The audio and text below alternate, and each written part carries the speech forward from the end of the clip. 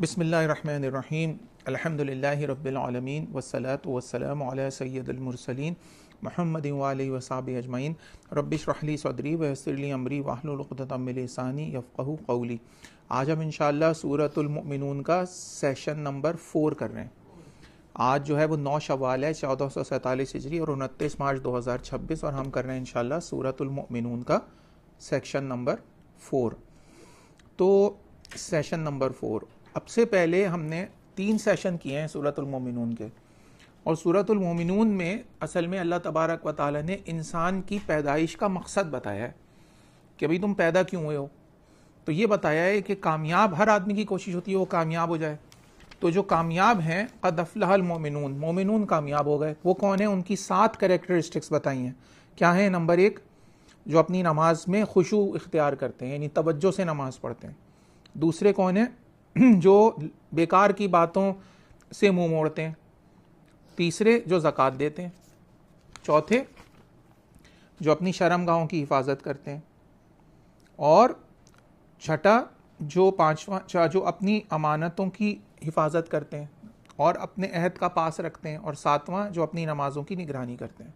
तो अल्लाह ताला ने कहा ये हैं अल्लज़ीना उलाइका हुमुल वारिसून, ये हैं वारिस किसके? फिरदौस के, जन्नतुल फिरदौस के, जिसमें हमेशा रहेंगे इंशाअल्लाह ताला, हम सबको शामिल फरमा ले। तो ये पहला सेशन था। दूसरे में अल्लाह तबारक व तआला ने इंसान से कहा कि भाई तुम अपने ऊपर तो गौर करो, तुम्हारी तख्लीक हुई कैसे।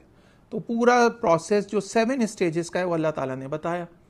क्या बताया? कि हमने इंसान को मट्टी के सच से पैदा किया, फिर टपकी हुई बूंद की शक्ल में महफूज जगह रखा, फिर बूंद को जमे हुए खून की शक्ल दी, फिर उस जमे हुए खून को लोथड़ा बनाया, फिर उस लोथड़े पर हड्डियों का लिबास पहना दिया, फिर ऐसी उठान दी कि वो एक ही मखलूक, अलग ही मखलूक बन के खड़ा हो गया, यानी उसमें रूह फूंक दी। गर्ज बड़ी शान है अल्लाह की जो सारे कारीगरों से बड़ा कारीगर है। फतबारकल्लाहु अहसनुल खालिकीन। उसके बाद अल्लाह ताला ने कहा अभी एक स्टेज और है, सुम्मा इन्नकुम बादा ज़ालिका लमय्यतून, उसके बाद यकीनन तुम्हें मौत आ जाएगी। यहाँ तक तो सब एग्री करते हैं, हिंदू, ईसाई, यहूदी, मुसलमान, काफिर, एथियस्ट, एग्नोस्टिक, सब एग्री करते हैं किस बात पर? कि तुम्हें यकीनन मौत आने वाली है। इसके बाद के स्टेज के ऊपर जो है ना वो इख्तिलाफ है, वो ये नहीं मानते जो नॉन मुस्लिम्स हैं। वो क्या कहते हैं कि हम बस इसी दुनिया में जीते हैं और मरते हैं, जबकि अल्लाह ताला क्या फरमा रहे हैं? सुम्मा इन्नकुम यौमल क़यामती तुबसून, फिर यकीनन तुम्हें दोबारा जिंदा किया जाएगा क़यामत के दिन। उसके बाद अल्लाह तबारक व तआला ने टॉपिक नंबर 3 में वो तमाम नेमतें गिनवाई जो इंसान की सर्वाइवल के लिए ज़रूरी हैं। मसलन अल्लाह ताला ने बताया कि हमने आसमान तय भरते तुम्हारे लिए, 7 तास्ता भरते रास्ते उसके अंदर तय किए, हम अपनी मखलूक से गाफिल नहीं है। फिर बताया कि हमने आसमान से ठीक अंदाज के मुताबिक पानी उतारा, फिर पानी को ज़मीन में ठहरा दिया। फिर फरमाया तुम्हारे लिए खजूरों और अंगूर के बाग पैदा किए। फिर बताया कि वो दरख्त पैदा किया, यानी जैतून का दरख्त जो तूरे सीना में निकलता है, अपने साथ तेल लेकर आया है, खाने वालों के लिए सालन है। और फिर तुम्हारे लिए मवेशी हैं जिनके पेट में से उनका दूध निकलता है, और उसमें और भी बहुत से फ़ायदे हैं और तुम उनसे ग़िज़ा हासिल करते हो। फिर कन्वेंस का बताया कि इन्हीं मवेशियों पर तुम सवार होते हो और किश्तियों पर भी सवार होते हो। तो यहाँ पे जितनी दुनियावी नेमतें हैं, वर्ल्डली जो अल्लाह ताला की तरफ से ब्लेसिंग्स हैं वो बताई। अब जब दुनियावी बताई हैं तो फिर अल्लाह ताला ने अगला जो आज का हमारा टॉपिक है उसमें अल्लाह तबारक व तआला ने बताया है कि जो स्पिरिचुअल इंसान की ग्रोथ है, जैसे उसको खाने पीने की ज़रूरत पड़ती है ना भाई। इसकी मिसाल ऐसे लोग जो हज़रत आदम अलैहिस्सलाम के बाद की कौम थी, जो इंसान था वो भी तो फल या सब्ज़ी या इस तरह की चीज़ खाता था या गोश्त खाता था। फिर आग आ गई तो आग पे ताप के रोस्ट करके खाना शुरू कर दिया। फिर गंदम इंसान ने वो कर ली, यानी गंदम का उसको आइडिया हो गया तो रोटी बना के खाना शुरू हो गया। तो भाई जो 20,000 साल पहले वाला आदमी था वो भी तो अमरूद, केले, सेब, गंदम, रोटी बना के जिस तरह की भी हो खाता ही होगा ना।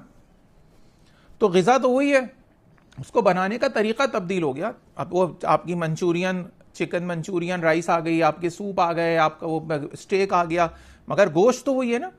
इसी तरीके से जो रूहानी तालीम है वो भी वही है सिमिलरली, बट उसके लिए नबी जो हैं उस दौर के हिसाब से अल्लाह ताला नए भेजते हैं ताकि जो उस वक्त का तकाज़ा है वो पूरा हो जाए। बात समझ में आ रही है? वो खाना, जिस्मानी खाना भी वही है, रूहानी खाना भी वही है। वही अल्लाह ताला की याद इंसान का रूहानी खाना है। अब वो जो रूहानी इंसान का खाना है, स्पिरिचुअल उसकी नीड है, वो कैसे इंसान समझ पाएगा? मैं एक छोटी सी मिसाल देता हूँ। एक वीडियो किसी ने भेजी जो उसने अपने मोबाइल से बनाई हुई थी। अच्छा, मैं उसका एक रेप्लिका देख चुका हूँ अपने घर की खिड़की से, इसलिए मुझे वो बड़ी ज़्यादा अट्रैक्ट की। वीडियो में एक आदमी ने दिखाया कि एक बिल्ली है और वो अपने 2 बच्चों को दीवार पर चढ़ना सिखा रही है। दीवार बहुत ऊंची है। तो जब वीडियो जिस आदमी ने बनानी शुरू की ना, तो एक बच्चा, और वो भी काफ़ी बड़े साइज का है, वो दीवार की ऊपर चढ़ चुका था और बिल्ली जो माँ थी वो ऊपर ऑलरेडी थी। अब जो तीसरा वाला यानी दूसरा बच्चा जो रह गया ना, उसको खौफ हो रहा था कोई पकड़ कर न ले जाए। वो बार बार कोशिश कर रहा था और दीवार तकरीबन 7-8 फीट ऊंची थी। तो किसी सूरत में बच्चा जो है वो 7-8 फीट की दीवार पे चढ़ ही नहीं सकता था। तो बिल्ली ऊपर से देख रही थी और वो मुसलसल कोशिश कर रहा था। और उस बच्चे की जो जंप है, बच्चा थोड़ा बड़ा था, बिल्कुल पैदा हुआ नहीं था, बच्चा बड़ा था, होगा 1 महीने का 1.5 महीने का बिल्ली का बच्चा।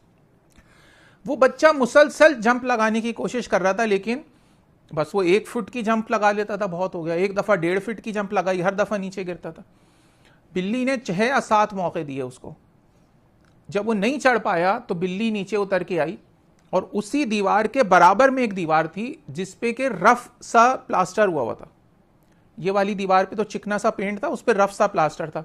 1 सेकंड में बिल्ली ने अपना एक पंजा रखा और दूसरी जंप मारी और वो दीवार के ऊपर। बच्चा देखता रहा माँ को। उसके बाद उसने फिर वही दीवार जो चिकनी थी वहां पे कोशिश की। फिर उसको ख्याल हुआ कि माँ जो है वो तो बराबर वाली दीवार से गई है। बस उसने जो वहां पंजा दूसरी दीवार पे जो लगाया तो वो खुरदुरी थी, तो उसके पंजा अटक गया। 1-2 करते करते करते उस पर जैसे कोई चढ़ता है ना कोई जानवर, इस तरह चढ़ते चढ़ते चढ़ते एक पंजा, दूसरा, तीसरा, चौथा, ये जा वो जा, और जनाब वो मैंने वो दोबारा देखी तो मुझे अंदाजा हुआ कि उसने पूरी तरीके से पहले उसको एग्जॉस्ट किया कि करते रहो भाई अपनी कोशिश तुम। जब वो थक गया तो वो एक दफ़ा नीचे आई और आने के बाद उसने सिर्फ एक ही दफ़ा वो टच किया खुरदरा पोर्शन और उससे जंप लगा के उसके ऊपर दीवार के। बच्चे को रास्ता नज़र आ गया। तो जो बिल्ली है बेसिकली ये गाइड है, ये मेंटोर है अपने बच्चों की, कि देखो अगर तुम्हें जानवरों से बचना है, शिकार कोई तुम्हें ना कर ले, तुम्हें कोई पकड़ के ना ले जाए, तो ये दीवार पे चढ़ना तो सीखना पड़ेगा। मगर दीवार पे चढ़ना सीखने का एक तरीका तो ये है कि मैं तुम्हें जो है वो ऐसे अपने मुंह में पकड़ के ऊपर ले जाऊं, तो फिर कैसे चढ़ना सीखोगे? तो इसी तरीके से जो इंसान है उसके बच्चों को भी किसी मेंटोर, किसी गाइड की ज़रूरत पड़ती है जो उसे बताता है कि ये रास्ते में जाओगे ना तो आसानी से मंजिल पे पहुंच जाओगे, वरना पूरी ज़िंदगी किसी दीवार से मत्था मारी करता रहे, फुदकता रहे, उचकता रहे, दीवार की पीक पे, दीवार की ऊंचाई पे इंसान पहुंच नहीं सकता। तो वो जो रहबर हैं, वो जो मेंटोर हैं, वो जो गाइड हैं, अल्लाह तबारक व तआला का ये बहुत बड़ी ब्लेसिंग है कि इंसानों की फलाह और बहबूद के लिए अल्लाह ताला ने एक चेन पूरी भेजी हुई है अंबिया की। और उस चेन का आखिरी जो लिंक है जिस पे नबूवत पे मोहर लग गई वो रसूल पाक सल्लल्लाहु अलैहि वसल्लम। और पहले कौन थे? हज़रत आदम अलैहिस्सलाम। उनके बाद जो पहले नबी आए जिन्हें आदम सानी कहते हैं वो कौन थे? हज़रत नूह अलैहिस्सलाम। तो यहाँ पर अल्लाह तबारक व तआला इन आयात में बता रहे हैं कि कैसे जैसे इंसान को अल्लाह ताला ने पानी दिया, आसमान में वो इन्वायरमेंट दिया, जैसे अल्लाह ताला ने उसको अंगूर दिए, खजूर दिए, ये उसकी जिस्मानी ग़िज़ा थी, ऐसे ही उसकी रूहानी ग़िज़ा के लिए मेंटोर्स भेजे, अंबिया भेज दिए और फिर किताब भी दी ताकि इंसान को ये पता लगे उसकी रूह की ग़िज़ा क्या है और उसके करने का काम क्या है और सिराते मुस्तकीम क्या है और वो क्या काम करेगा जिससे कि वो क़द अफ़लहल मोमिनून में जो चीज़ें वहाँ तक पहुँच जाएगी। बात क्लियर हो गई? अब आज का पढ़ते हैं हम। ये है आयत नंबर 23 सूरतुल मोमिनून। अल्लाह तबारक व तआला फरमा रहे हैं, आऊज़ु बिल्लाहि मिनश शैतानिर रजीम, वलक़द अरसलना नूहन इला कौमिही फ़क़ाल या कौम उब्दुल्लाह मा लकुम मिन इलाहिन गैरुहु अफ़ला तत्तक़ून। और हमने नूह को उनकी कौम के पास भेजा था, चुनांचे उन्होंने अपनी कौम से कहा, मेरी कौम के लोगों, या कौम उब्दुल्लाह मा लकुम मिन इलाहिन गैरुहु, अल्लाह की इबादत करो, उसके अलावा तुम्हारा कोई माबूद नहीं, अफ़ला तत्तक़ून, क्या तुम डरते नहीं हो? अब कौम के सरदारों का जवाब आप सुने क्या है। अच्छा, वो जवाब जो है ना वो ये नूह अलैहिस्सलाम तो शायद 20-22 हज़ार साल पहले थे, एग्जैक्ट तो पता नहीं, लेकिन ये अंदाज़न यही कहते हैं। आज की तारीख में 2026 में भी जो लोग दीन का पैगाम या हक़ का पैगाम झुटलाते हैं वो यही 3 बातें करते हैं वो। और रसूल पाक सल्लल्लाहु अलैहि वसल्लम के ज़माने में, क्योंकि ये मक्की सूरत है, कुफ़ारे मक्का भी यही आर्ग्यूमेंट करते थे जो नूह अलैहिस्सलाम की कौम ने उनके साथ किया। तो अल्लाह ताला ने रसूल पाक सल्लल्लाहु अलैहि वसल्लम को एक तो ये बताया कि जो तुम्हारे साथ आर्ग्यूमेंट कर रहे हैं ये तुम्हारे जो जद्दे अमजद हैं नूह अलैहिस्सलाम उनके साथ भी हो चुका है, और क़यामत तक जो आदमी हक का पैगाम लेके निकलेगा उसके साथ यही आर्ग्यूमेंट है। वो क्या है पैगाम, जरा आर्ग्यूमेंट्स क्या है जरा सुनिए। अल्लाह ताला फरमा रहे हैं उसकी कौम के सरदारों ने मानने से इनकार कर दिया। अच्छा, ये सरदार ही होते हैं जो नहीं मानते।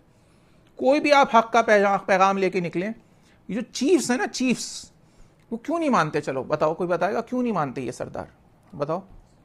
उनकी चौधराहट खत्म हो जाती है ना भाई, उनका रूल है, वो तो कोई फॉलो नहीं करते रूल्स ऑफ द गेम, उनके लिए तो रूल बने ही नहीं होते ना। तो अगर उनको कोई आदमी आके ये कहे कि भाई आप भी आम आदमी की तरह हैं, आप भी उनकी तरह की जिंदगी बसर करो, आप भी देखें आम आदमी बेचारा किस मुश्किल का शिकार है, तो वो फिर कैसे मान लेंगे? बात नहीं समझ आई बात। तो नूह अलैहिस्सलाम ने जब पैगाम अल्लाह ताला का भेजा तो अल्लाह ताला फरमा रहे हैं कि उसकी कौम के जिन सरदार के उसकी कौम के जिन सरदारों ने मानने से इनकार किया, वो क्या कहने लगे? अल्लाह ताला ने 3 चीजें बताई हैं। वो कहने लगे फ़क़ालल लज़ीना कफ़रू मिन क़ौमिही मा हाज़ा इल्ला बशरुम मिस्लुकुम। पहली चीज तो ये कही, ये शख्स तो कुछ नहीं है, तुम्हारी जैसा एक बशर है। अरे भाई, तुम्हारी जैसा तो एक बशर है, ये तुम्हारी जैसा आदमी है। तो असल में हमेशा से जो जाहिलाना ख्यालात वाले आदमी हैं, जब भी नबी आता है पहला आर्ग्यूमेंट तो ये करते हैं, ये इंसान नबी कैसे हो सकता है, एक बशर जो है वो नबी कैसे हो सकता है। यही आर्ग्यूमेंट कुफारे मक्का रसूल पाक सल्लल्लाहु अलैहि वसल्लम के साथ भी करते थे। इसका काउंटर आर्ग्यूमेंट ये है कि भाई जो आदमी बंदा बशर है, उसको भूख भी लग रही है, उसकी सेक्सुअल डिज़ायर भी है, उसको खौफ भी आता है, वो रोता भी है, वो हंसता भी है, वो शादी भी करता है, वो बाजार में भी जाता है, इसलिए कि आम आदमी की परेशानियों को से पता कैसे लगेगा कि आम आदमी। और अगर वो फरिश्ता होता तो ये क्या आर्ग्यूमेंट देते? बताओ क्या देते आर्ग्यूमेंट? ये कहते इसमें तो सेक्सुअल डिज़ायर ही नहीं है, ये तो इसको तो भूख ही नहीं लगती, इसको तो जॉब ही नहीं करनी, ये तो नौकरी नहीं करता, ये तो सोता ही नहीं है, तो ये तो हम तो इंसान हैं, तो ये आर्ग्यूमेंट दे रहे होते। तो अल्लाह ताला ने इंसान इसलिए बना के भेजा कि एक आइडियल इंसान बनाया कि भाई ये भी सोता है, ये भी जागता है, ये भी निकाह करता है, इसके भी बच्चे हैं, ये रोता है, ये हंसता है, तुम्हारी तरह चलता फिरता है, कारोबार भी करता है, नौकरी भी करता है, ये भी तो इंसान है, इसको भी रफा हाजत की जरूरत पड़ती है, ये भी वॉशरूम जाता है, ये भी अपने यहाँ गुस्ल भी करता है, सारा कुछ कर रहा है जो तुम फरिश्ते को लिए तो ये चीजें हैं ही नहीं। तो ये इस आर्ग्यूमेंट को समझने की बजाय काउंटर आर्ग्यूमेंट क्या कहते थे? महाजा इल्ला बशरुम मिस्लुकुम, अरे ये तो तुम्हारी जैसा एक आदमी है। दूसरी बात क्या कहते थे? युरीदु अन यतफद्दल अलैकुम, इसकी गर्ज ये है कि तुम पर बरतरी हासिल कर ले। तकी उस्मानी साहब ने उसका तर्जुमा किया है कि इस शख्स की हकीकत इससे ज्यादा कुछ नहीं कि ये तुम पर अपनी बरतरी नाजिल कर जमाना चाहता है, अल्लाह चाहता तो फरिश्ते नाजिल कर देता। अब ये वाला पॉइंट बहुत इंपॉर्टेंट है। जब भी कोई आदमी हक का पैगाम लेके निकला तो क्या होता है, ये जो सरदार होते हैं ये सबसे पहले कहते हैं अरे भाई ये तो हुकूमत जमा करना चाह रहा है। आपको याद होगा जब हमने फिरौन और मूसा अलैहिस्सलाम का मुकालमा पढ़ा तो फिरौन की तो घर में पले थे ना वो, यानी समझ लो फिरौन के तो आंखें के सामने के पले बड़े बच्चे थे। तो एक इंसान को एक उनसियत हो जाती है, वो जरा सी प्यार भी आने लगता है। उसके सरदारों ने फिरौन से कहा कि अरे सर ये तो आपकी हुकूमत खतरे में डालना चाह रहा है, इसकी नजर तो आपकी कुर्सी पर है, ये कहा था। तो यही बात जो फिरौन, ये इल्जाम जो फिरौन ने हजरत मूसा और हारून पर लगाया था और उस फिरौन के सरदारों ने लगाया था, वो क्या था कि मूसा तुम इसलिए उठे हो ताकि तुम्हें मुल्क में बड़ाई हासिल हो जाए। सूरह यूनुस में हमने पढ़ा था व तकूना लकुमुल किब्रिया फिल अर्द। यही इल्जाम ईसा अलैहिस्सलाम पर उस जमाने के जो शख्स यहूदियों का बादशाह, यहूदियों का जो लीडर था, उसने कहा कि अरे ये तो यहूदियों तुम्हारा बादशाह बनना चाहता है। अच्छा, यही पैगाम जब रसूल पाक सल्लल्लाहु अलैहि वसल्लम का पैगाम फैलना शुरू हुआ ना, तो कुफ्फारे मक्का ने एक ऑफर की अबू तालिब को कि भाई अगर बादशाह बनना चाहता है तुम्हारा भतीजा तो कह दो भाई इसको हम कोई सरदारी या इस तरह की चीज। तो रसूल पाक सल्लल्लाहु अलैहि वसल्लम ने कहा ये समझ नहीं रहा, ये नबूवत है, मतलब ये नबूवत है। ये सो मत सो कि एक सीरत की किताब में आता है कि जब रसूल पाक सल्लल्लाहु अलैहि वसल्लम 10,000 सहाबा के साथ जब मक्का मुकर्रमा फतह मक्का के वक्त तशरीफ ला रहे थे, तो मक्के में दाखिल होने से पहले हजरत अब्बास रजी अल्लाह तआला अन्हु जो हुज़ूर पाक सल्लल्लाहु अलैहि वसल्लम के चाचा थे, वो अबू सुफियान को एक ऊंची जगह पे लेके गए और वहां से दिखाया कि ये देखो ये काफिला आ रहा है। तो अबू सुफियान ने क्या देखा कि वो रसूल पाक सल्लल्लाहु अलैहि वसल्लम जिनको इन लोगों ने यहाँ से निकाल दिया था कुछ अरसे पहले, आज माशाल्लाह 10,000 सहाबा के साथ मक्के की तरफ आ रहे हैं। तो अबू सुफियान ने क्या कहा, उस वक्त तक मुसलमान नहीं हुए थे वो, अब्बास तुम्हारा भतीजा तो बादशाह बन गया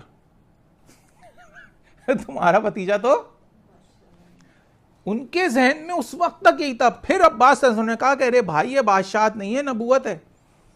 फिर जाहिर है अबू सुफियान जब मुसलमान हो गए तो मुसलमान हो गए, तो उससे पहले का वाक़या है। लेकिन जहन में यही आता है कि भाई अगर तुमने ये नबी की बात मान ली तो समझ लो ये तो बादशाह बनना चाह रहा है, ये तो तुम पे रूल करना चाह रहा है। ये इल्ज़ाम उन्होंने नूह अलैहिस्सलाम पे लगाया। और जब भी कोई शख्स हक की बात लेके निकलेगा तो जो उस ज़माने के चौधरी हैं, उस ज़माने के जो समझ लो वॉर लॉर्ड्स हैं, या उस ज़माने के जो लीडर्स हैं, वो क्या कहेंगे, आपकी कुर्सी पे नज़र है सर इसकी, सर ये बॉस बनना चाह रहा है, सर ये बनना चाहता है सीईओ, सर ये बड़ा उछलता फिर रहा है। और बस जब ये बात होती है तो फौरी तौर पर जो भी टॉप पर्सन होता है वो इनसिक्योर हो जाता है, तो सबसे पहले कहता है इसको तो फारिग करो, कट्टू साइज। तो उसकी वजह से उनको कोई ऑपोजिशन, कोई उनके पास कोई मुखालफत, कोई ऐसी जो टैलेंट है जो उनको वो आगे आके वो कर ले, उसको पनपने ही नहीं देते। तो यहाँ पे भी अल्लाह तबारक व ताला फरमा रहे हैं कि नूह की कौम, हमने नूह को उनकी कौम के पास भेजा, उन्होंने कौम से कहा मेरी कौम के लोगों अल्लाह की इबादत करो, उसके सिवा तो और हमारा कोई माबूद नहीं, भला तुम डरते नहीं हो। उस पर उनकी कौम के काफिर सरदारों ने एक दूसरे से कहा इस शख्स की इसके सिवा कोई हकीकत नहीं कि तुम ही के जैसा एक इंसान है जो तुम पर बरतरी जमाना चाहता है, और अगर अल्लाह चाहता तो फरिश्ते नाजिल कर देता। तीसरी बात जो उन्होंने कही वो ये कही वलो शाअ नज़ल मलाइका मा समअना बिहाज़ा फ़ी आबाइना अव्वलीन, हमने अपने अगले बाप दादों से तो ये बात कभी नहीं सुनी।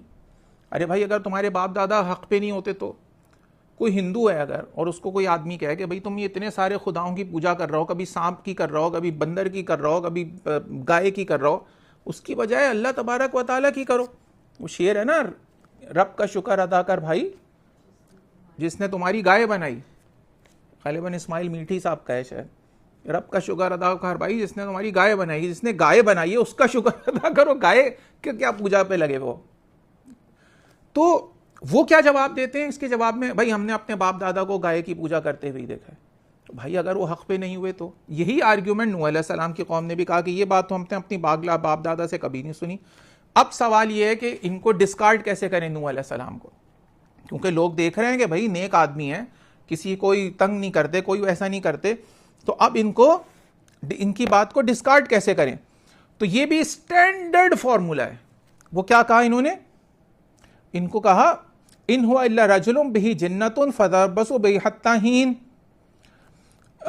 ऐसा लग रहा है कि इस आदमी को जुनून हो गया है, यानी क्या कहा, रहा ये शख्स तो ये तो और कुछ नहीं, एक ऐसा आदमी है जिससे जुनून लाहक हो गया है, अब करें क्या, इसलिए कुछ वक्त तक के लिए इसका इंतजार करके देख लो, शायद अपने हवास में आ जाए। इसी तरह के इल्जामात कुफ्फार मक्का रसूल पाक सल्लल्लाहु अलैहि वसल्लम पर भी लगाया करते थे। अब नूह अलैहिस्सलाम ने अपनी कौम से जवाब दिया, क़ाल रब्बिन सुरनी बिमा कज़्ज़बून। नूह अलैहिस्सलाम ने अल्लाह ताला से रुजू किया। इससे पता ये लगता है कि जब कोई आपको तंग कर रहा हो, आप पर इल्ज़ाम लगा रहा हो, आपको पागल करार दे रहा हो, तो एक जवाब तो वो है ना, तुम पागल, तुम्हारा बाप पागल, तो बात बराबर सराबर हो गई। उसने आपको पागल कहा, आपने उसको पागल कह दिया, उसके बाप को पागल कह दिया, बात खत्म हो गई ना। नबियों का ये तरीका नहीं है। वो क्या करते थे, फौरन अल्लाह तबारक व ताला से रुजू करते थे, या अल्लाह ये पागल कह रहे हैं मुझे, या अल्लाह ये जो है मुझे तंग कर रहे हैं, क्योंकि उनका राब्ता अल्लाह ताला से रहता था। तो उन्होंने अल्लाह मियाँ से क्या कहा, क़ाल रब्बिन सुरनी बिमा कज़्ज़बून। नूह अलैहिस्सलाम ने कहा, या रब, इन लोगों ने जिस तरह मुझे झूठा बनाया है इस पर तू ही मेरी मदद फरमा। यानी कह रहे हैं जो मुझे झूठा कह रहे हैं, कितना बड़ा इल्ज़ाम है किसी को कहना कि भाई तुम झूठे हो, तो अल्लाह आप ही मेरी मदद फरमाए। अच्छा, एक और जगह पे अल्लाह तबारक व तआला ने फरमाया, बताया है यहाँ पर कि सूरतुल कमर में फ़दा रब्बु अन्नी मग़लूबुन फ़ंतसिर, ये बहुत मशहूर दुआ है, अन्नी मग़लूबुन फ़ंतसिर, नूह अलैहिस्सलाम की। तो सूरह कमर में आयत नंबर 10 में अल्लाह ताला ने फरमाया है, बस नूह ने अपने रब को पुकारा कि मैं मग़लूब हो गया हूँ, या अल्लाह तू इनसे मेरा बदला ले। कहते हैं आदमी अगर किसी जगह पे उसको बहुत ज़्यादा कोई दबा रहा हो, उसको तंग कर रहा हो, कोई उसको प्रेशर में लेके आ रहा हो ना, ऑफिस में बहुत होता है ये, तो ये एक दुआ है। क्या दुआ है नूह अलैहिस्सलाम की, रब्बे इन्नी मग़लूबुन फ़ंतसिर। ये याद कर लो तुम लोग, रब्बे अन्नी, इन्नी नहीं है, अन्नी है, रब्बे अन्नी मगलूबन फंतसिर, यानी अल्लाह ये मुझे दबा रहा है, ये मुझे प्रेशर में ला रहा है, मुझे स्ट्रेस में ला रहा है, मुझे डिस्कार्ड कर रहा है, या अल्लाह आप फंतसिर, या अल्लाह मेरा बदला आप ले लें। बहुत ज़बरदस्त दुआ है, ये सूरह कमर में है, फ़दा रब्बु अन्नी मगलूबन फंतसिर। फिर सूरह नूह में भी अल्लाह ताला ने बताया है, वक़ाला नूह रब्बी ला तज़र अलल अर्दी मिनल काफ़िरीना दय्यारा इन्नका इन तज़रहुम युज़िल्लु इबादका वला यलिदु इल्ला फ़ाजिरन कफ़्फ़ारा। और नूह ने कहा, है मेरे परवरदिगार, इस ज़मीन पर काफिरों में से एक भी बसने वाला न छोड़, अगर तूने इनको रहने दिया तो ये और तेरे बंदों को गुमराह करेंगे और इनकी नस्ल से बदकार मुनकरीन हक़ ही पैदा होंगे। ये सूरह नूह में है, नूह अलैहिस्सलाम के दो नाम से सूरत है कुरान पाक। तो ये यहाँ पे जिक्र नहीं है या दूसरी सूरतों में, लेकिन इन्होंने दुआ मांग ली। यहाँ दुआ है नूह अलैहिस्सलाम की, क़ाल रब्बिन सुरनी बिमा कज़्ज़बून, या अल्लाह जिस तरह इन्होंने मुझे झूठा बनाया है, आप मेरा बदला लें, आप मेरी मदद फरमाएं, मेरी नुसरत फरमाएं। अब अल्लाह ताला जवाब बता रहे हैं कि अल्लाह ने दुआ कैसे कबूल की। तो अल्लाह ताला फरमा रहे हैं, फ़अौहैना इलैहि अनिस्नाइल फुल्का बिआयुनिना व वाहिना फ़इज़ा जाअ अम्रुना फ़फ़ारत तन्नूर, चुनांचे हमने उनके पास वही भेजी, फ़अौहैना हमने उनके पास वही भेजी कि तुम हमारी निगरानी में हमारी वही के मुताबिक किश्ती बनाओ। अब इससे ये पता लगता है, कुछ रिवायात में आता है कि इंसान ने उससे पहले किश्ती बनाई नहीं थी। अच्छा, वो कोई ऐसा इलाका भी नहीं था जहाँ समुंदर हो, कोई दरिया भी नहीं था एज सच। तो लोग ये कह रहे थे, एक पहाड़ी, एक समझ लो वहाँ खैबर पख्तूनख्वा के अंदर कश्ती बना रहा हो एक आदमी पहाड़ों पे, तो लोग क्या कहेंगे? यही कहेंगे कि भाई ये जुनून लाख हो गया, इसको क्या हो गया। अब फिर कश्ती का आपको पता है, कश्ती बनाना बहुत टेक्निकल काम है, तो उसका डायमीटर्स, उसकी डायमेंशंस क्या होंगी, क्या उसके एंगल्स होंगे ताकि वो डूबे नहीं, क्या उसकी बेस होगी, क्या फ्रंट होगी, प्लेटफॉर्म कैसे होगा। तो अल्लाह ताला ने फरमा दिया, फ़अौहैना इलैहि अनिस्नाइल फुल्का बिआयुनिना, हमारी नाखों के सामने, हमने अपनी निगरानी में, तो हमारी निगरानी में हमारी वही के मुताबिक कश्ती बनाओ। तो जो नूह अलैहिस्सलाम की कश्ती है ना, इसे इंग्लिश में क्या कहते हैं मरियम, जल्दी बताओ? नोआर्स आर्क। तो ये नोआर्स आर्क की दो खूबियां हैं। पहली बात तो ये कि अल्लाह ताला ने अपनी सुपरविजन में बनवाई, और दूसरा ये वही के मुताबिक बनी। तो जाहिर है वही का मतलब है कि अल्लाह ताला इंस्ट्रक्शंस देते रहते होंगे फरिश्तों के जरिए, अब ये कर लो, अब ये कर लो, अब ये कर लो। तो ये डिवाइन गाइडलाइन में बनी हुई कश्ती थी। वाहिना फ़ैज़ा जामरोना फ़ारत तन्नूर, और जब हमारा हुक्म आ जाए और तन्नूर उबल पड़े। अब तन्नूर किसको कहते हैं? तन्नूर जो है वो चूल्हे को भी कहते हैं और सतह ज़मीन को भी कहते हैं। आप जब कभी रोटी शोटी लेने गए हो तो जाके देखते हैं ना क्या कि तन्नूर होता है जिसमें वो लगाता है रोटियां, या अब तो शादियों में भी आने लगा है वो जो जहाँ से रोटी या तन्नूर से लेके आओ गर्म रोटी। तन्नूर जो है चूल्हे को कहते हैं, या थोड़ी सी सतह ज़मीन को भी। तो बाज़ रिवायत में आता है कि तूफ़ान नूह इस तरह शुरू हुआ कि चूल्हे से या तन्नूर से पानी उबलने लगा, उसी के साथ ऊपर से बारिश हो गई, रफ्ता रफ्ता वो एक हौलनाक तूफ़ान में बदल गया। और सूरह हूद में हम पढ़ चुके हैं सूरह ये तूफ़ान नूह के बारे में तफसील से। बहरहाल तन्नूर उबल पड़ा। दूसरी तरफ अब इंसान की बका कैसे हो, तो उसका भी अल्लाह ताला ने बता दिया, फस्लुक फ़ीहा मिन कुल्लिन ज़ौजैनि इस्नैनि व अहलका इल्ला मन सबक़ा अलैहिल क़ौलु मिनहुम वला तुख़ातिबनी फ़िल्लज़ीना ज़लमू इन्नहुम मुग़रक़ून। और तू हर किस्म के जानवरों में से एक एक जोड़ा ले ले, एक एक जोड़ा लेकर उसे भी कश्ती में सवार कर लेना। तो हर किस्म के जानवरों में से एक एक जोड़ा लेकर उसे भी कश्ती में सवार कर लेना। ताकि क्यों कर लेना? ताकि नस्ल बाकी रहे ना। और वह अहलका, और अपने घर वालों को भी, इल्ला मन सबक़ा अलैहिल क़ौलु मिनहुम, सिवाय उनके जिनके बारे में हमारा हुक्म पहले ही सादिर हो चुका है। तो इससे मुराद नूह अलैहिस्सलाम के ख़ानदान के वो लोग हैं जो मुसलमान नहीं हुए थे, जो ईमान नहीं लाए थे और ना आगे ईमान लाना मुक़द्दर था। इसमें एक नूह अलैहिस्सलाम की बीवी थी और दूसरा उनका बेटा था जिसका नाम था कैनान, नूह अलैहिस्सलाम के बेटे का नाम। और यह वाक़या सूरह हूद में गुजर चुका है पहले। तो फिर अब जाहिर ये था कि भाई नूह अलैहिस्सलाम जो है वो दुआ कर लेते उनके बारे में भी, वला तुख़ातिबनी फ़िल्लज़ीना ज़लमू, और उन जालिमों के बारे में मुझसे कोई खिताब नहीं करना, इन्नहुम मुग़रक़ून, ये बात तय है कि वो सब गर्क किए जाएंगे। इससे ही पता लगता है कि जो ख़ानदान वाले हैं ना वो तो मुसलमान ही हैं बस, अगर कोई काफिर हो जाए तो वो अहल में नहीं रहता। फिर अल्लाह ताला महफूज रखे। आगे फरमा रहे हैं अल्लाह तबारक व तआला, फ़इज़स्तवैत अंता व मन माअका अलल फुल्की फ़क़ुल अल्हम्दुलिल्लाहिल्लज़ी नज्जाना मिनल क़ौमिज़ ज़ालिमीन। फिर जब तुम और तुम्हारे साथी कश्ती में ठीक ठीक बैठ चुके हैं तो कहना, क्या कहना?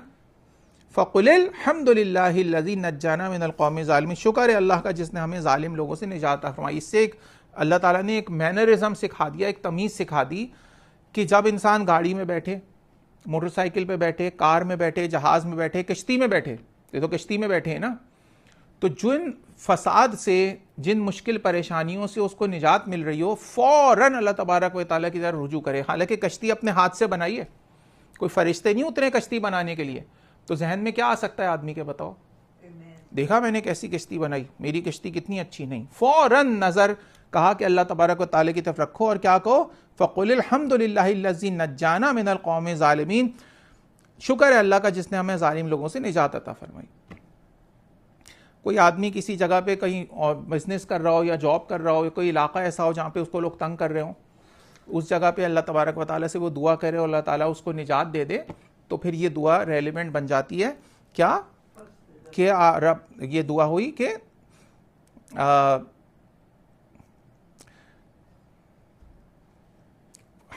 अल्हम्दुलिल्लाहिल्लज़ी नज्जाना मिनल क़ौमिज़ ज़ालिमीन, या अल्लाह आपका शुक्र है कि आपने ज़ालिम लोगों से मुझे निजात फरमाई। तो पहली बात तो निजात की हो गई, लेकिन अभी तो कश्ती में है, और कश्ती किस चीज़ में है, तूफ़ान नूह में।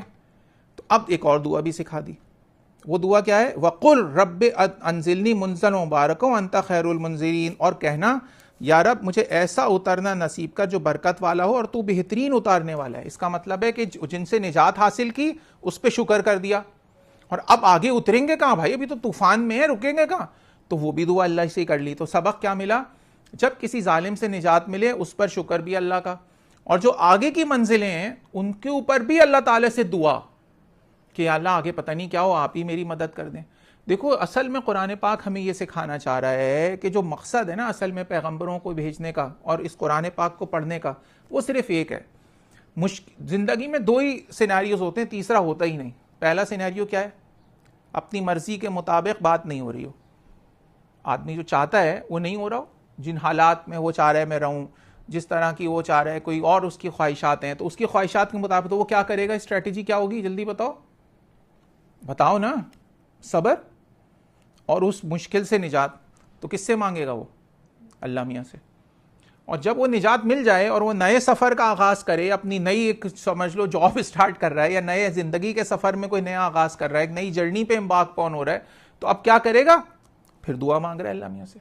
तो असल में जो किस्सा यहाँ बताया जा रहा है वो ये कि जो असल दुआ का मगज़ है वो क्या है, दुआ। जो इबादत का मगज़ है वो है दुआ।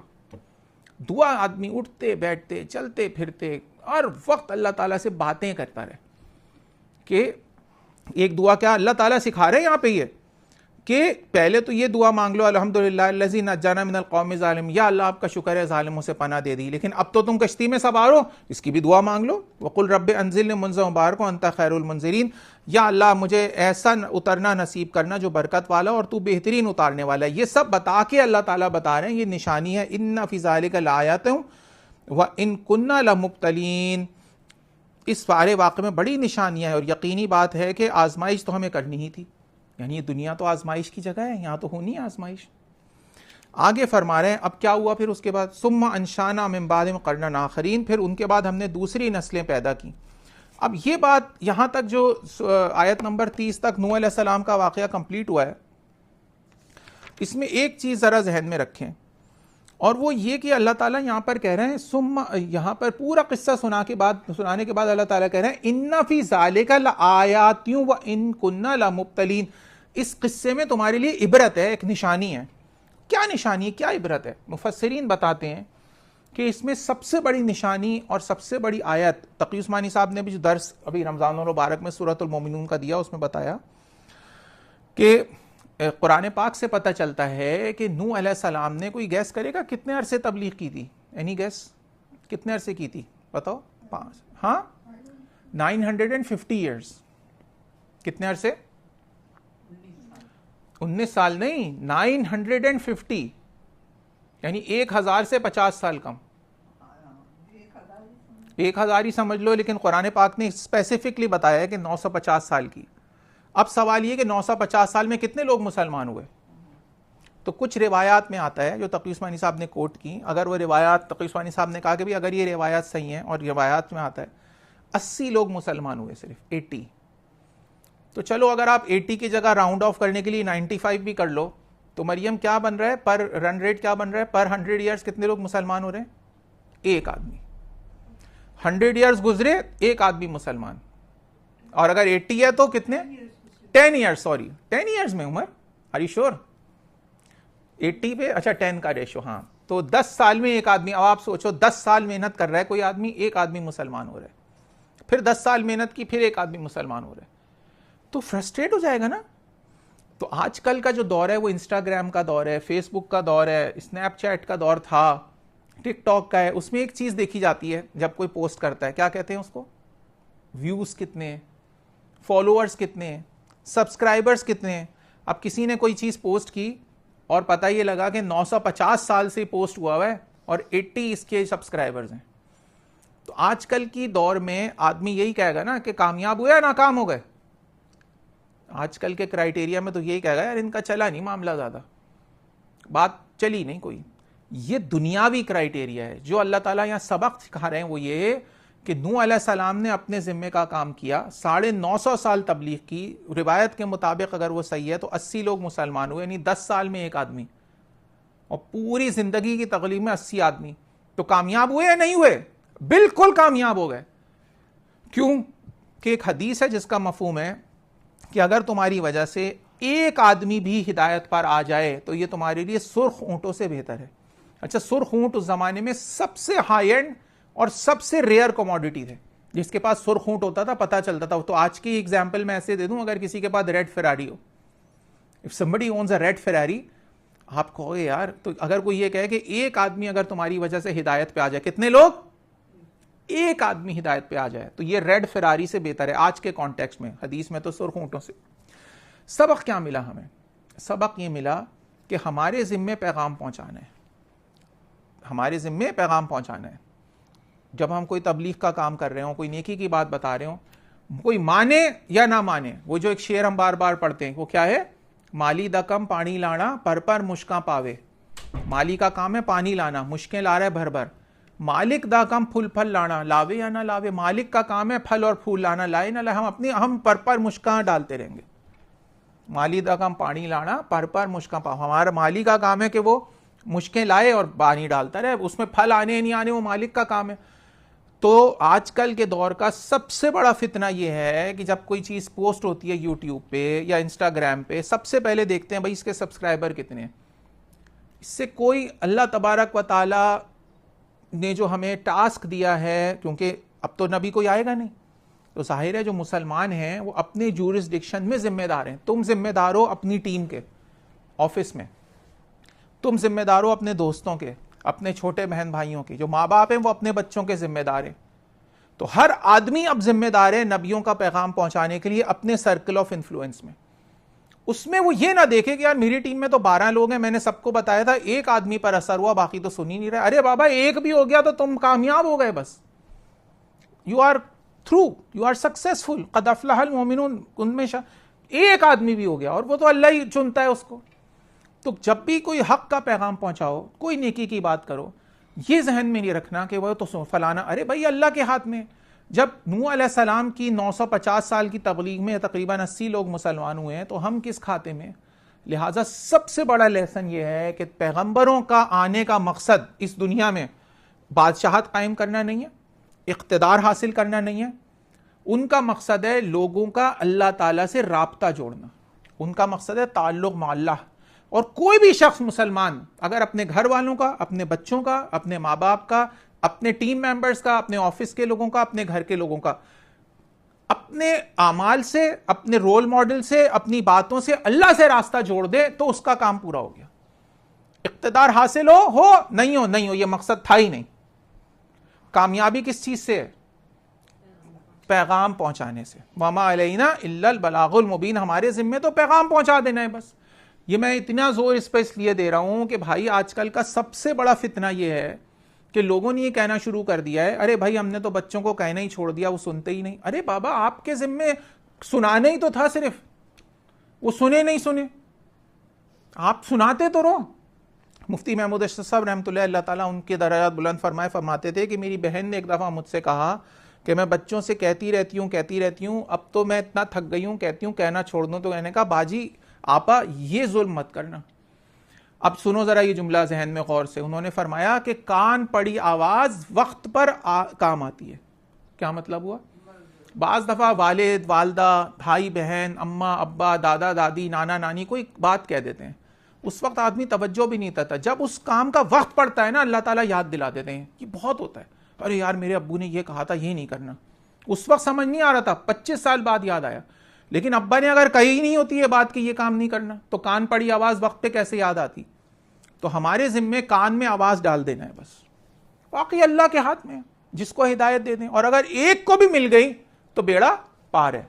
तो कामयाबी का क्राइटेरिया हरगिज ये नहीं है कि कितने लोग आपकी वजह से जो है वो मुसलमान हो गए, या कितने लोग हैं जिन्होंने नमाज पढ़नी शुरू कर दी, या कितने लोग ऐसा। No, number doesn't count. आपकी कामयाबी इस पर है कि आप अपने काम करते रहे और करते करते ईमान के साथ जन्नत कब्र में चले गए। ये आपकी कामयाबी है। कितने लोगों को मिला पैगाम, उसमें से कितनों ने अमल किया, वो जाने, उनका रब जाने। क्लियर हो गई बात?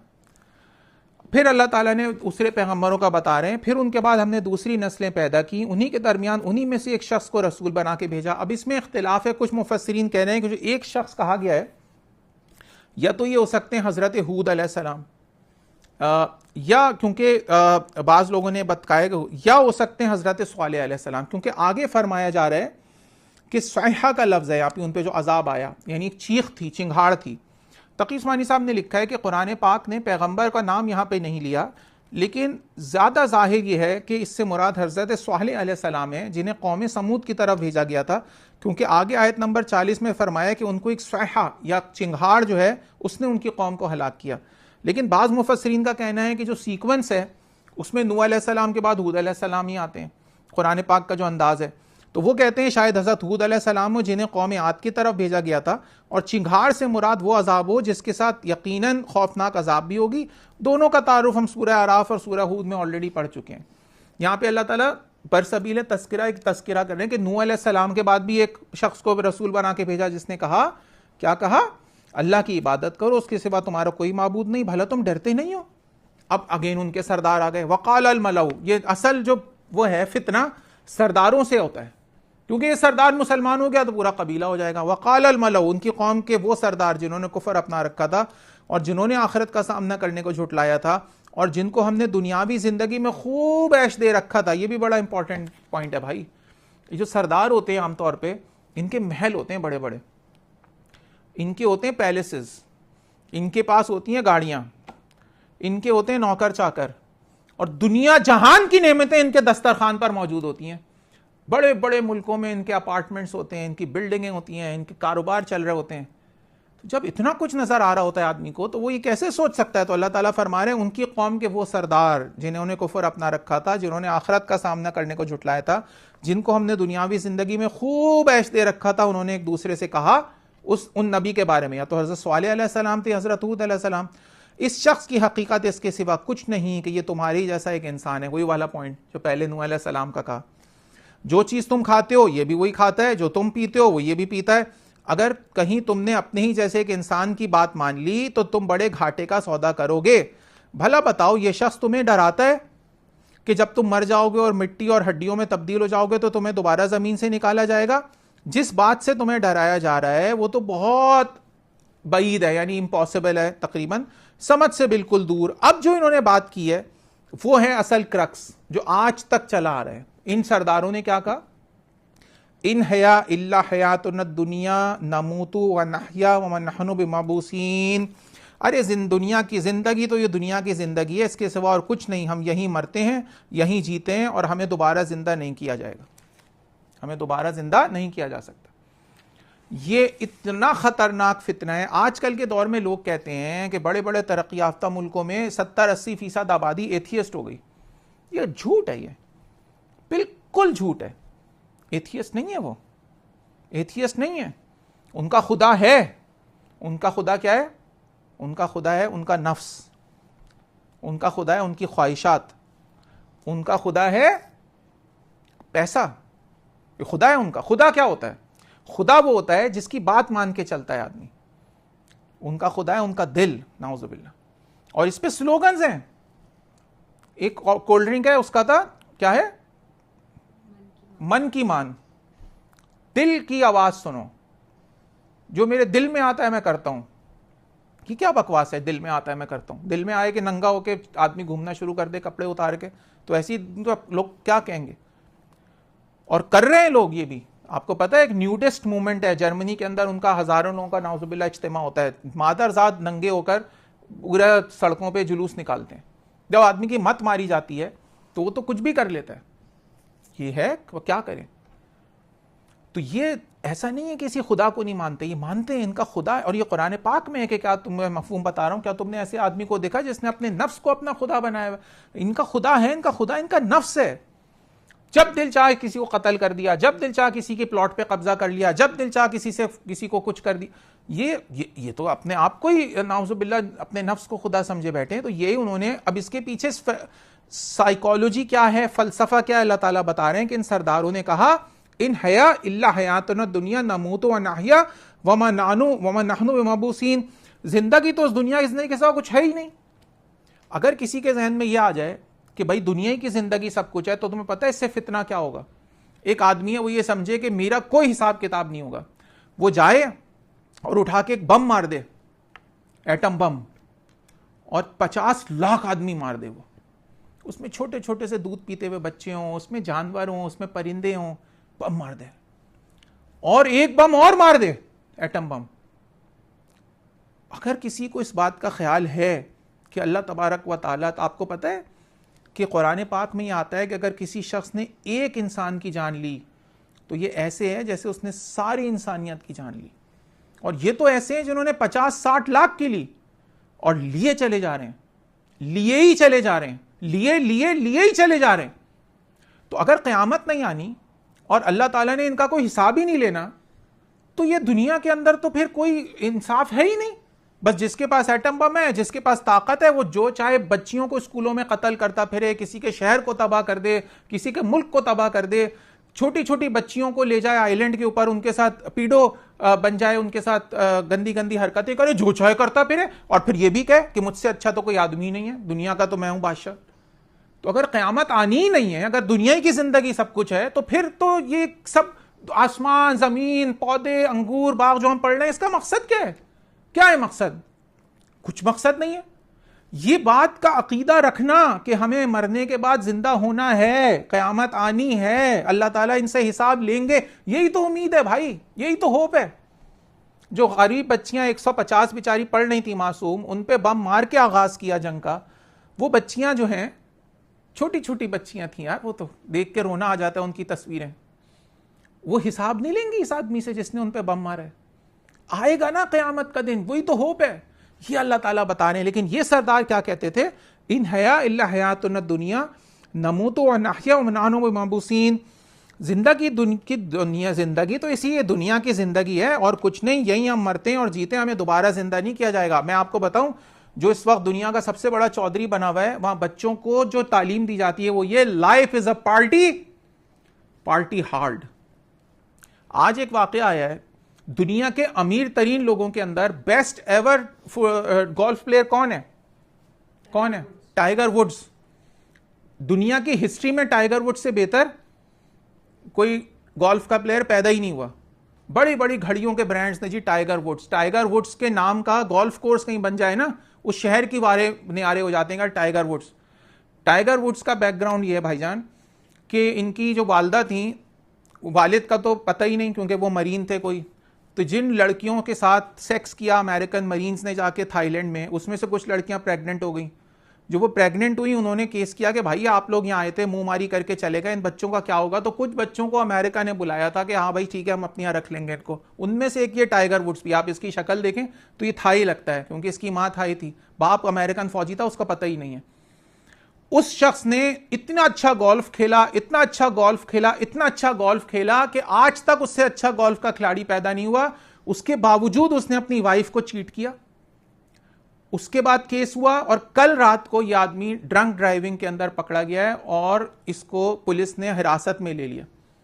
जिस आदमी के पास इतने पैसे हों जितने टाइगर वुड्स के पास हों, he is one of the richest people by the way in the golf circle. वो आ जाए कहीं भी, कराची में पता लगे ना गोल्फ कोर्स पे टाइगर वुड्स आया हुआ है तो शायद प्राइम मिनिस्टर उसका इस्तकबाल करने, वो शराबें पी के गाड़ियां चला रहा है यार। क्यों? क्योंकि इंसान ये पैसे कमा लेगा, वो ट्रॉमा से नहीं निकल सकता कि मेरा बनाने का मकसद क्या है। तो अगर जिंदगी का मकसद यही है टाइगर वुड्स का कि वो यहीं पैदा हुआ, यहीं हुआ, मर गया, तो जानवर और टाइगर वुड्स में फर्क क्या है? अरे बाबा, असल बात तो ये कि अगर वो अमीर बन गया, अब उससे क्या भलाई के काम कर रहा है, अल्लाह ताला को खुश करने के लिए क्या कर रहा है, बस ये है फर्क। तो अल्लाह ताला फरमा रहे हैं इन है अल्लाह हयातुन दुनिया, ये इनके सरदार कहते थे उन पैगंबरों के ज़माने के कि दुनिया की ज़िंदगी तो दुनिया की ज़िंदगी के अलावा कुछ भी नहीं है, हम यहीं मरते हैं, यहीं जीते हैं, हमें दोबारा ज़िंदा नहीं किया जा सकता। अब लोग कहेंगे भाई ये जो नबी आए हुए इनके बारे में क्या? तो उनका कह दिया रहा ये शख्स तो ये तो कुछ नहीं है, ऐसा ही आदमी है जिसने अल्लाह पर झूठा बोदान खड़ा हुआ है, हम इस पर ईमान लाने वाले नहीं हैं। ये उनकी कौम ने झुटला दिया। अब पैगंबर को बुरा लगा, चाहे वो हज़रत हूद अलैहिस्सलाम थे, हज़रत सालेह अलैहिस्सलाम, अल्लाह ताला ने नाम तो लिया, वो उन्होंने क्या किया होगा बताओ? उन पैगंबर ने उन आदमी से कहा, सरदारों से कहा होगा कि तुम मुझे झूठा कह रहे हो, तू झूठा, तेरा बाप झूठा, ये नहीं कहा। फौरन अल्लाह मियाँ की तरफ रुजू किया, क़ाल रब्बिन सुरनी बिमा कज़्ज़बून, पैगंबर ने कहा या रब, इन लोगों ने मुझे जिस तरह झूठा बनाया है, तू ही मेरी मदद फरमा। अल्लाह ताला ने जवाब दिया, अब थोड़ी देर की बात है, ये लोग पछताते रह जाएंगे। चुनाचो सच्चे वादे के मुताबिक उनको एक चिंगाड़ ने आ पकड़ा, फ़ग़ज़तहुमुस सैहतु बिलहक़्क़ि, ये सैहा कुरान करीम में सूरह यासीन में भी आया है ना, एक चिंगाड़ ने आ पकड़ा, फ़ग़ज़तहुमुस सैहतु बिलहक़्क़ि फ़जअलनाहुम गुस्सा, ये जो लफ्ज़ है ना, गैन सा और हमजा, गुस्सा, तर्जुमा तो इसका तक़ी उस्मानी साहब ने किया है, चुनाचे उस सच्चे वादे के मुताबिक उन्हें एक सैहा ने आ पकड़ा, एक चिंगाड़ ने आ पकड़ा, फ़जअलनाहुम गुस्सा, हमने उन्हें कूड़ा करकट बना के रख दिया। कूड़ा करकट असल में कचरे को कहते हैं, कुछ लोगों ने इसका तर्जुमा कचरा किया है, मुफ्ती शफी साहब रहमतुल्लाह ने इसका तर्जुमा किया है चुनाचे हमने उनको कूड़ा कर दिया। ये पहले उर्दू में एक मुहावरा बोला जाता था, अरे कूड़ा कर दिया उसका। यार कूड़ा क्या होता है? यानी इंग्लिश में अगर आप उसको कहें ट्रैश, तो असल में गुस्सा का लफ्ज जो है ना, अरबी बड़ी गहरी जबान है। देखो बारिश होती है ना जब, सुनो, या सैलाब आता है तो उसके साथ कुछ कूड़ा बह बह के आ जाता है, जब वो पानी उतरता है तो वो कचरा या वो चीजें कोनों पे रह जाती हैं, उस कोनों पे रहने वाले कचरे को गुस्सा कहते हैं। तो अल्लाह ताला ने यहां पे बताया ये असल में कि उन्हें चिंगाड़ ने तो आ पकड़ा, अब ये ऐसे पड़े रह गए कोने खुदरों में जैसे कि सैलाब के बाद वाला कचरा पड़ा रह जाता है। ये हाल हो गया था इनका, उस कौम के सरदारों का, जो कहते थे हम दुनिया की जिंदगी सब कुछ है। जनाब इसके बाद अल्लाह ताला फरमा रहे हैं, उसके बाद हमने फिर दूसरी नस्लें पैदा की, कोई उम्मत ना अपने मुअय्यन वक्त से पहले जा सकती है ना उसके बाद ठहर सकती है। यानी तकदीर में अल्लाह ताला के लिए जिस कौम के फना होने का जो वक्त मुकर्रर ना, उससे आगे पीछे नहीं हो सकता। क्योंकि लोग आजकल भी कहते हैं कि भाई जो जालिम है, जो भी जालिम कौम है, कब इससे वो होगा, बदला कब होगा? वो कहते हैं ना मता नसरुल्लाह, कब आएगी अल्लाह की। तो अल्लाह ताला ये बता रहे हैं कि भाई ये लिखा हुआ है, अल्लाह की तकदीर है, तुम अपना टाइम पूरा करो, अपने काम से काम रखो, कब होना है क्या होना है ये तुम्हारे पर्चे में नहीं है सवाल। तो अल्लाह ताला फरमा रहे हैं कोई उम्मत ना अपने मुअय्यन वक्त से पहले जा सकती है ना उसके बाद ठहर सकती है। यानी कि कोई आदमी कहता रहे भाई ये रेजीम चेंज हो जाए, रेजीम चेंज हो जाए, जो वक्त है तय हुआ हुआ उसी वक्त होगी, और ना जब वक्त आ जाएगा उसके बाद ठहर नहीं सकती। आगे फरमा रहे हैं अल्लाह ताला, सुम्मा अरसलना रसुलन ततरा, हमने फिर पे दर पे एक सीरीज भेजे पैगंबरों की, जब भी किसी कौम के पास उसका पैगंबर आता वो उसे झुटलाते, चुनाचे हमने भी एक के बाद एक हलाक करने का सिलसिला बांध दिया और उन्हें किस्सा कहानी बना दिया। आगे अल्लाह ताला बद्दुआ दे रहे हैं नाउज़ुबिल्लाह उन लोगों को, फबोदन लिक़ौमिन ला युमिनून, फिटकार है उन लोगों पर जो ईमान नहीं लाते। आगे फरमा रहे हैं सुम्मा अरसलना मूसा, फिर हमने मूसा और उनके भाई हारून को अपनी निशानियों और वाज़े सबूत के साथ फ़िरौन और उसके सरदारों के पास भेजा, तो उन्होंने घमंड का मुज़ाहिरा किया, वो बड़े तकब्बुर वाले लोग थे। चुनाचे कहने लगे कि हम इन जैसे दो आदमियों पर ईमान ले आए, हालांकि इनकी कौम हमारी ग़ुलामी कर रही है। हज़रत मूसा और हारून अलैहिस्सलाम का किस्सा हम पढ़ चुके हैं सूरह अल-आराफ, सूरह ताहा में, और इनकी कौम बनी इसराइल थी और फ़िरौन ने इनकी कौम को ग़ुलाम बनाया हुआ था। अल्लाह ताला फरमा रहे हैं इसी तरह उन्होंने इन दोनों को झुटलाया। दोनों से क्या मुराद? मूसा और हारून अलैहिस्सलाम। और आखिरकार वो भी उन लोगों से जा मिले जिन्हें हलाक किया गया था, और मूसा को हमने किताब अता फरमाई ताकि उनके लोग रहनुमाई हासिल कर लें। ये मूसा अलैहिस्सलाम का बताया, अब उसके बाद ईसा रसूल पाक सल्लल्लाहु अलैहि वसल्लम से पहले जो पैगंबर आए वो ईसा अलैहिस्सलाम थे। फरमा रहे हैं वजअलना इब्ना मरियम व उम्मु आयतन व आवैनाहुमा इला रब्बिन ज़ाति क़रार व मईन, और मरियम के बेटे ईसा, वजअलना इब्ना मरियम, यानी नाम नहीं लिया ईसा अलैहिस्सलाम का, उनको रेफरेंस दिया इब्ने मरियम। आपको पता है गालिब का एक बड़ा मशहूर शेर है, इब्ने मरियम हुआ करे कोई मेरे दुख की दवा करे कोई। तो इब्ने मरियम लक़ब है किसका? ईसा अलैहिस्सलाम का। तो आम तौर पे जो इब्न का लफ्ज़ है वो बाप के साथ लगता है, जैसे बिन दाऊद, मोहम्मद बिन कासिम, लेकिन ईसा अलैहिस्सलाम तो बिन बाप के पैदा हुए थे, मुअज्जा था ये अल्लाह ताला का, तो इसलिए उनकी निस्बत उनकी वालदा से है। क्या बनती है वो निस्बत? इब्ने मरियम। ये जो गालिब का शेर है, इब्ने मरियम हुआ करे कोई मेरे दुख की दवा करे कोई, वो ये कह रहे थे कि ईसा अलैहिस्सलाम का मुअज्जा था कि जो पैदाइशी कोड़ी भी हो, मरीज़ हो, तो और ईसा अलैहिस्सलाम की बरकत से अल्लाह ताला जो इन्हें उनके हाथ में शिफा दी हुई थी, अल्लाह की बरकत से वो अच्छा हो जाता था, मुर्दों को भी जिंदा कर देते थे वो ईसा अलैहिस्सलाम। तो उनकी तरफ से जो अल्लाह ताला ने उनके हाथ में शिफा दी हुई थी वो लेजेंडरी थी। तो गालिब उसका जिक्र कर रहे हैं, इब्ने मरियम हुआ करे कोई मेरे दुख की दवा करे कोई, यानी कोई ऐसा डॉक्टर आ जाए जिसके हाथ में इब्ने मरियम जैसी कोई शिफा हो। तो हमने ये पढ़ा क्योंकि गालिब के शेर की कमाल ये है कि छोटी सी बहर में 4 तो लफ्ज़ हैं, इब्ने मरियम हुआ करे कोई मेरे दुख की दवा करे कोई, ये मुश्किल होता है छोटा शेर कहना। तो यहाँ पे भी इब्ने मरियम आ रहा है, वजअलना इब्ना मरियम, और इब्ने मरियम को व उम्महु आया, और उनकी वालदा को हमने निशानी बनाया। अब इसमें देखो अल्लाह ताला ने कितनी गहरी बात कुरान पाक में की है। वजअलना इब्ना मरियम व उम्महु, ये नहीं कहा वजअलना इब्ना आया, वजअलना इब्ना मरियम आया व उम्महु आया। ये भी कह सकते थे ना, इब्ने मरियम एक निशानी है, उनकी वालदा भी एक निशानी है, दोनों ही निशानियां थे ना, मुअज्जा तो दोनों के जरिए ही हुआ। लेकिन एक यूनिट कहा, कोई गैस करेगा क्यों? बताओ। क्योंकि ईसाइयों का एक अकीदा है ट्रिनिटी का, वो कहते हैं 3 में 1, 1 में 3, God, his son and the Holi spirit. तो क्योंकि हज़रत मरियम अलैहिस्सलाम को भी खुदाई की वो चीज़ों में ले आते हैं, तो अल्लाह मियां ने एक बड़े नफीस तरीके से, देखो कुरान की गहराई, वजअलना मरियम व उम्महु आया। अरे भाई इब्ने मरियम और मरियम एक ही यूनिट हैं, दोनों ही अल्लाह की निशानी है। व आवैनाहुमा इला रब्बिन ज़ाति क़रार व मईन, और मरियम इब्ने मरियम और उनकी माँ को हमने एक निशानी बनाया, और उन दोनों को एक ऐसी बुलंदी पर पना दी जो पुरसुकून जगह थी, जहाँ साफ सुथरा पानी बहता था। तक़ी उस्मानी साहब ने लिखा है कि ईसा अलैहिस्सलाम की कुदरत की एक निशानी के तौर पे बग़ैर बाप के पैदा होना और बैतुल लहम के ऊपर पैदा होना, ये पैदा हुए थे वो। तो बैतुल लहम का जो बादशाह था वो हज़रत ईसा अलैहिस्सलाम और उनकी वालदा हज़रत मरियम अलैहिस्सलाम का दुश्मन हो गया था। हज़रत मरियम को वहाँ से निकल कर किसी ऐसी जगह अपने आप को और अपने बेटे को छुपाना पड़ा जहाँ तक बादशाह पहुँच ना सके। कुरान करीम फरमाता है कि अल्लाह ताला ने उन्हें एक ऐसी जगह पे पनाह दी जो उनके लिए पुरसुकून भी थी, वहाँ पे चश्मे का पानी भी बहता था जो उनकी जो ज़रूरियात हैं वो पूरी कर सके। अब ये क्या जगह थी जहाँ वो रहती थी और किस जगह के ऊपर ये था, तो इसके बारे में बाइबल के अंदर जो किताब मती है, बुक ऑफ मैथ्यूज़, उसमें कुछ मुख्तलिफ लोगों ने मुख्तलिफ जगहें बताई हैं। कुछ लोगों ने कहा ये दमिश्क था, डमास्कस, कोई रामुल्ला कहता था, रामुल्ला इनका बहुत होली जगह है, कोई कहता था नहीं ये जेरूशलम में बैतुल मक़दस का इलाका है, और कोई कहता था इजिप्ट यानी मिस्र। जो क्रिश्चियन रिवायात हैं उनके मुताबिक हज़रत मरियम अलैहिस्सलाम हज़रत ईसा अलैहिस्सलाम की पैदाइश के बाद हज़रत ईसा को छुपा के उनकी हिफाजत के लिए 2 मरतबा वतन छोड़ने पर मजबूर हुई। पहले हीरोदीस बादशाह के अहद में वो इन्हें मिस्र ले गई, और फिर उस बादशाह की मौत तक वहीं रही। फिर जब वो मर गया तो डर हुआ कि कहीं नया बादशाह कोई वो ना करे, तो फिर अरखिलाउस एक बादशाह था, उसके अहद हुकूमत में उनको गलील के शहर नासरा में पनाह ली उन्होंने, हज़रत मरियम अलैहिस्सलाम ने। और ये किताब मती में 13 से 23 आयत तक।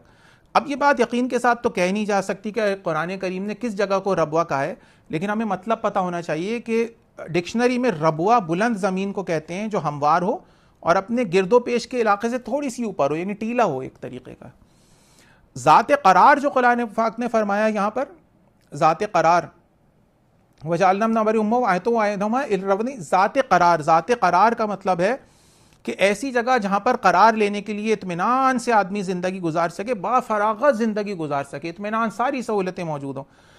वह माइन, माइन कहते हैं जहाँ पे बहता हुआ पानी या चश्मा हो। तो जहाँ पे पानी या चश्मा हो तो वहाँ पर ज़ाहिर है ज़िंदगी के भी आसार होते हैं, आदमी के सर्वाइवल के भी ज़्यादा होते हैं, और वहाँ पर इंसानी हयात के रहने के लिए ज़्यादा आसानियाँ होती हैं। ये तमाम पैगम्बरों के क़िस्से अल्लाह ताला ने यहाँ पे जो जिक्र किए हैं, असल में उसका बताना मकसूद ये है कि तमाम पैगंबरों का पैगाम एक ही था और असल में ज़िंदगी का मकसद ये नहीं है कि ये दुनिया की ज़िंदगी है, इसी में हम जीते हैं, इसी में मरते हैं और आखिरत नहीं आने वाली, बल्कि आखिरत आने वाली है। अल्लाह तबारक व तआला उसमें हमारे अमाल का हिसाब लेंगे। अल्लाह तबारक व तआला हमें जन्नतुल फिरदौस में पहुंचा दे। रब्बना तक़ब्बल मिन्ना इन्नका अंतस समीउल अलीम व तुब अलैना इन्नका अंतत तव्वाबुर रहीम व सल्लल्लाहु तआला अला खैरि खल्क़िही मुहम्मदिन व आलिहि व सहाबिहि अजमईन आमीन बिरहमतिका या अरहमर राहिमीन।